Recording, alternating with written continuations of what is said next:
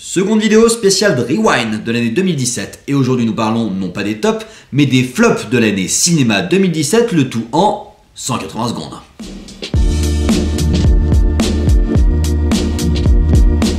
Pour mes flops de l'année, on va commencer par Justice League de Zack Snyder et Joss Whedon. J'étais énormément déçu par ce film, je trouve que c'est la démonstration de la puissance financière, prêt à tout détruire sur son passage. Ce qui est vraiment frustrant avec Justice League en fait, c'est qu'on voit ce que le film aurait dû être. Et on voit que ça avait l'air bien, on voit que c'était ambitieux, que ça parlait d'autres thématiques, que c'était différent de Marvel, mais on voit aussi que c'est pas ce qu'on voit à l'écran, que le film a été complètement travesti.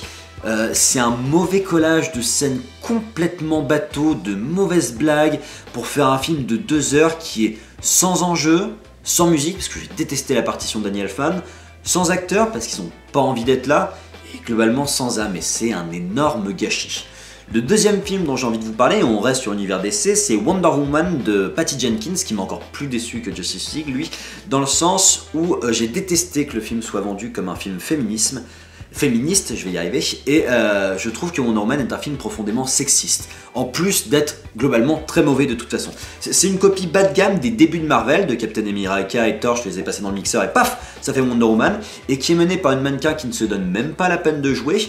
On enchaîne une quête initiatique qui sur le propos était pas idiote d'ailleurs, mais qui est tellement parsemée d'incohérences, de facilité scénaristique, de stéréotypes, de FX dégueulasses et surtout de machisme assimilé. Je vous reprends cette scène où Wonder Woman, qui est censée être une guerrière vraiment badass, la première chose qu'elle fait quand elle arrive dans la société anglaise de 1914, c'est qu'elle voit un petit bébé et qu'elle fait « Oh qu'il est mignon le petit bébé !» Et t'as envie de dire mais c'est pas possible de faire ça et de s'estimer film féministe. Le dernier film dont j'ai envie de vous en parler, là je pourrais vous en faire un pamphlet, c'est Death Note de Adam Wingard qui est sorti sur Netflix. C'est probablement mon plus gros fou rire de l'année, je me suis beaucoup amusé devant ce film, manque de peau, c'était pas le but, étant donné que c'était censé être un thriller. Là où c'est fabuleux, c'est que j'ai rarement vu un film aussi mal joué. On a vraiment les palmes des plus mauvais acteurs, notamment celui qui joue Light, et cette rencontre entre Ryu et Light est une telle chiasse posée sur ce qui avait été fait dans le manga, dans la version animée ou la version papier, que c'en est détestable en plus d'être très drôle, tant c'est surjoué, c'est mal surjoué.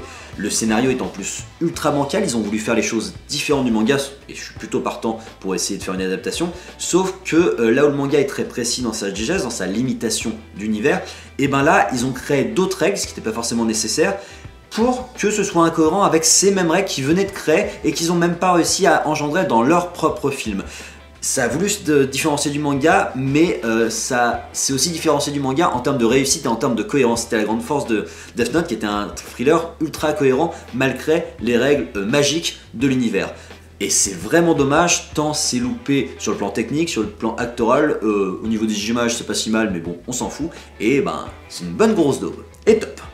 Et voilà pour cette vidéo spéciale Rewind de l'année 2017. J'en profite pour faire 2 petites annonces. La première étant que ma web-série Les Plaidoyers de l'Absurde est toujours diffusée sur la chaîne Popcast, et ce jusqu'au 28 décembre, un épisode tous les vendredis et l'intégralité de la saison disponible sur YouTube. Et le second message étant que j'ai bien envie, à l'occasion de la nouvelle année de 2018, de vous faire une petite vidéo FAQ afin de répondre à vos questions, à vos commentaires, à vos suggestions.